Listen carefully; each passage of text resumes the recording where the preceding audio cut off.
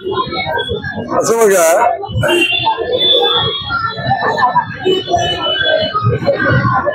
देशामध्ये नरेंद्र मोदी आणि अमित भाई शाह हे दोघजण जे धोरण ठरवतात त्या धोरणाप्रमाणे कार्यकर्ते काम करतात। हा सगळ्यात मोठा विजय आहे। पण या विजयामध्ये बूथ पातळीवरचा जो कार्यकर्ता आहे आमचा, तो बूथ पातळीवरचा जो काम करतो त्याच्या कामाला मिळालेले यश आणि नेत्यांनी ठरवलेलं धोरण, त्या धोरणाप्रमाणे काम केलं आणि म्हणून इतकं मोठं यश मिळालं। 100 जागा लढून जर भारतीय जनता पार्टी 92 जागा जर जिंकते तर हे यश नेत्यांबरोबर त्या राज्यातल्या छोट्या कार्यकर्त्यांपासून आहे आणि हा कार्यकर्त्यांचा विजय आहे असं मी मानतो।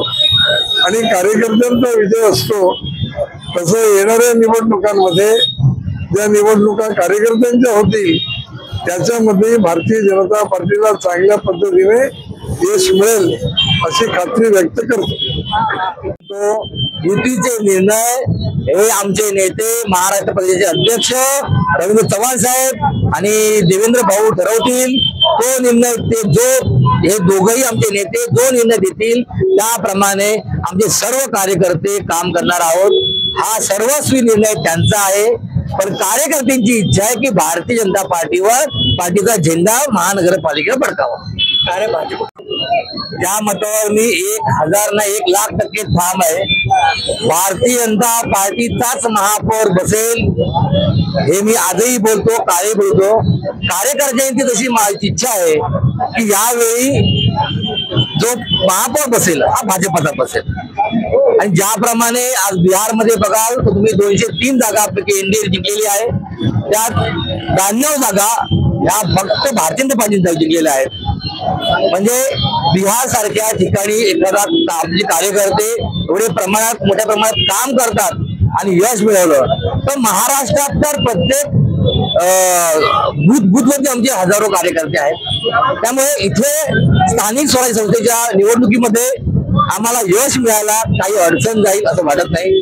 प्रत्येक कार्यकर्त्याची इच्छा आहे की आपण आपला झेंडा म्हणजे भारतीय पार्टीचा झेंडा हा महानगरपालिकेवर फडकावा आणि त्याप्रमाणे आमच्या नेत्यांचं जे म्हणणं की फडकावा आणि कार्यकर्त्यांमध्ये ती आशा पण आहे आणि त्यांच्यात तेवढा जोशही आहे काम करण्याचा। आता आपण पाहिला की बिहार मधल्या मिळालेल्या यशाचं आज किती मोठ्या प्रमाणात जल्लोष निर्माण झालाय। विचार करा जेव्हा महानगरपालिकेमध्ये जेव्हा आपला झेंडा फडकेल तेव्हा काय होईल। अनेक वर्ष आमच्यामध्ये पक्षामध्ये प्रोटोकॉल निघतो, पक्षाचा एक आदेश निघतो, त्याप्रमाणे आम्ही सगळे काम करतो। पक्ष सांगेल पक्षनिष्ठा आमच्यामध्ये लिहिलेला की प्रथम राष्ट्र, नंतर पार्टी आणि शेवटी स्वतः।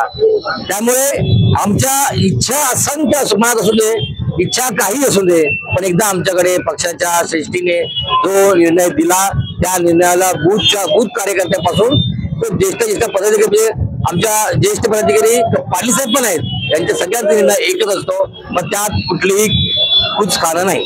शेवटचा प्रश्न